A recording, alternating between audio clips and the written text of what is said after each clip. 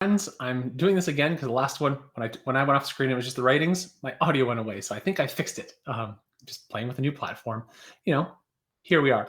Anyway, I found out yesterday that today was World Mental Health Awareness Day, and of course, so much what we do relates to mental health awareness. When Sarah and I created the Behind Knowledge Network, it was all about, you can put on the Sunday socials. It was about connection, and which really supported mental health awareness and just mental health in period.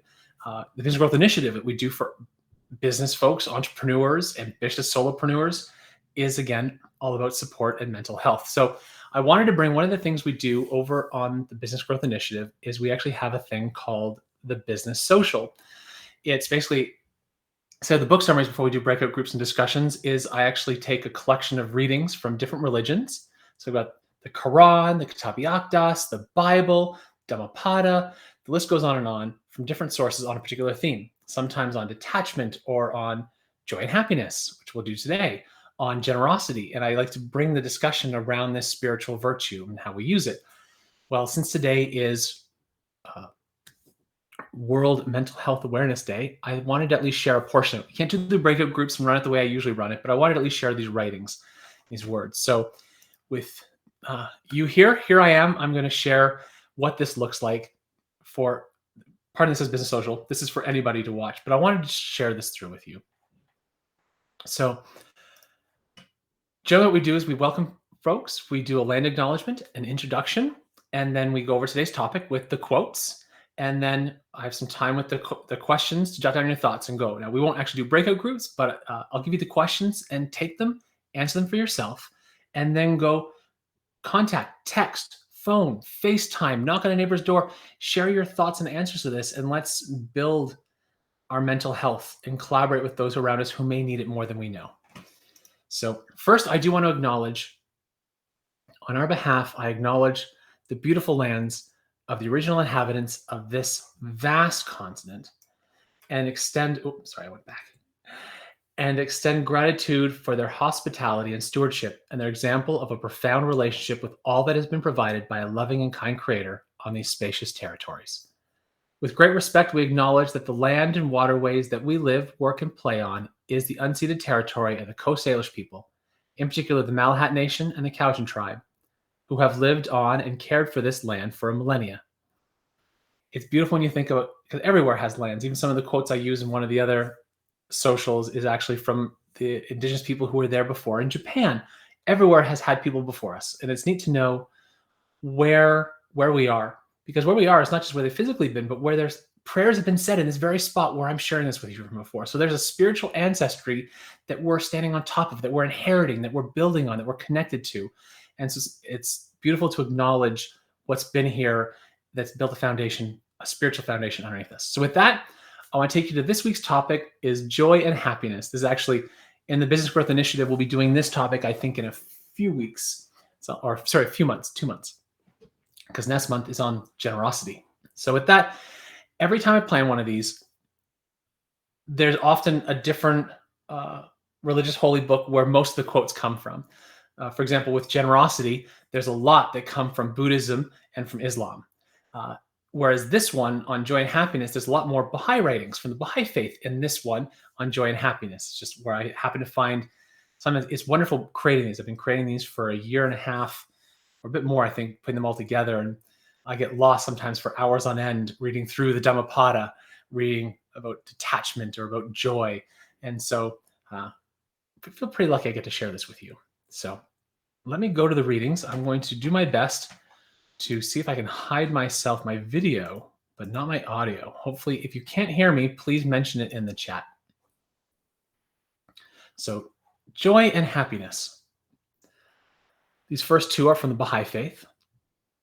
O God, refresh and gladden my spirit, purify my heart, illumine my powers. I lay all my affairs in thy hand, thou art my guide and my refuge. I will no longer be sorrowful and grieved. I will be a happy and joyful being. O God, I will no longer be full of anxiety, nor will I let trouble harass me. I will not dwell on the unpleasant things of life. O God, thou art more friend to me than I am to myself. I dedicate myself to thee, O Lord. And the second writing here: the happiness and greatness, the rank and station, the pleasure and peace of an individual have never consisted in his personal wealth, but rather in his excellent character, his high resolve, the breadth of his learning, and his ability to solve difficult problems. Here's two more from the Baha'i Faith. Anybody can be happy in the state of comfort, ease, health, success, pleasure, and joy. But if one will be happy and contented in the time of trouble, hardship, and prevailing disease, it is the proof of nobility. Thanks be to God that that dear servant of God is extremely patient under the disastrous circumstances, and in the place of complaining, gives thanks. Here's another one from Abdul Baha's Paris Talks and the Baha'i Faith. In this world, we are influenced by two sentiments, joy and pain.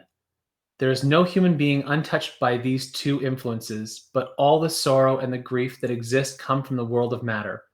The spiritual world bestows only the joy.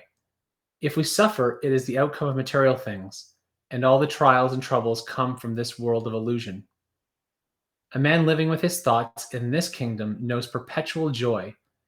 The ills all flesh is heir to do not pass him by, but they only touch the surface of his life. The depths are calm and serene.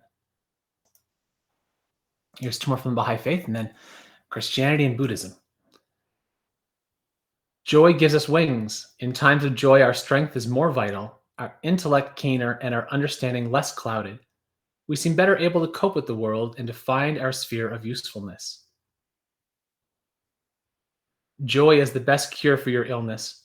Joy is better than 100,000 medicines for a sick person. If there is a sick person and one wishes to cure him, let one cause joy and happiness in his heart. This one's here's from the Bible, from Christianity. Consider it pure joy, my brothers and sisters, whenever you face trials of many kinds, because you know that the testing of your faith produces perseverance. And here's from the Dhammapada. Set your heart on doing good. Do it over and over again, and you will be filled with joy. Here's two more from Buddhism. The fool laughs at generosity. The miser cannot enter heaven, but the master finds joy in giving, and happiness is his reward. Next one from Buddhism. We are what we think. All that we are arises with our thoughts. With our thoughts, we make the world. Speak or act with an impure mind, and trouble will follow you as the wheel follows the ox that draws the cart. We are what we think. All that we are arises with our thoughts. With our thoughts, we make the world. Speak or act with a pure mind, and happiness will follow you as your shadow, unshakable. And here's one more from the Baha'i Faith. The foundation of Baha'u'llah is love. You must have infinite love for each other, each preferring the other before himself. The people must be so attracted to you that they will exclaim, light of the kingdom. Then, in wonderment, they will turn to you and seek the cause of your happiness.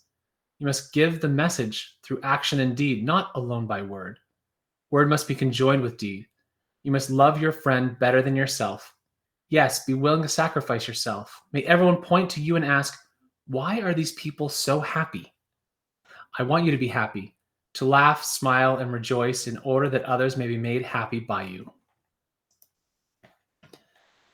So usually from here, we move into the conversation starters. I take 5 minutes for everyone to answer these questions, and then we do breakout groups. Now, we can't do that because this is streaming, but if you want to answer these questions, I encourage you to answer them for yourself, and then reach out to a loved one, a friend, a neighbor, and share in a dialogue today during World Health Mental Awareness Day, and see what elevated dialogue comes that's more than complaining about the deer eating your potatoes or something happening down the street, or we won't get into all the things it could be. But let's share with each other some joy and happiness and create a dialogue around it. Inevitably, we will be feeling it more, and they may need it as well. So the questions here is, what brings you joy? How can you proactively create more joy in your life? How can you bring joy to areas of your life that are not joyful? What would your life be like if joy were your priority? And what is the difference between joy and happiness? I have my thoughts. I don't want to share them because I want you to have your own. I mentioned this. I think this is my second broadcast to try and do this morning because I messed up the audio. So hopefully you heard the audio the whole time this time. But I wanted to share these with you. Often, actually, I'm going to keep going. I went going last time, so I should do it again. Often in breakout groups, what we like to do, which you're welcome to take this tool for yourself, is start in the first minute to introduce yourself and then share your thoughts. Then allow some comments to come in without even having to give feedback. Just receive whatever people are sharing from what you shared, and then continue until your time is up, until you need to go. Let everyone keep turning cycles in the turning and sharing. One thing we encourage people to do when they're sharing and having dialogues is to, before commenting, to remember to wait, which stands for why am I talking? Sometimes what we share instinctually is more for ourselves than for them. But by taking a moment to wait, think twice, talk once, make sure what we're sharing is to their benefit. Often I like to share this in the Baha'i faith, we have the Universal House of Justice who's written a letter to the world and to the Baha'is. And this letter was very much about how we use speech. And so I like sharing that as well as we begin dialogues. Just something to remember. You don't have to share this with your group as you're sharing your answers to those questions. Speech is a powerful phenomenon. Its freedom is both to be extolled and feared. It calls for an acute exercise of judgment, since both the limitation of speech and the excess of it can lead to dire consequences. Content, volume, style, tact, wisdom, timeliness are among the critical factors in determining the effects of speech for good or evil. Consequently, the friends need ever to be conscious of the significance of this activity, which so distinguishes human beings from other forms of life, and they must exercise it judiciously. Their efforts at such discipline will give birth to an etiquette of expression worthy of the approaching maturity of the human race. The maturity of the human race, there's another writing that's talking with the seasons of man and how that's part of the Baha'i belief is in progressive revelation, where each season of man, right, we word the things for different seasons. We need different teachings for different seasons. And so that's how all religions are one. And the teachings there's spiritual teachings, and then there's social teachings. And each manifestation, each founder of each prophet religion has brought both.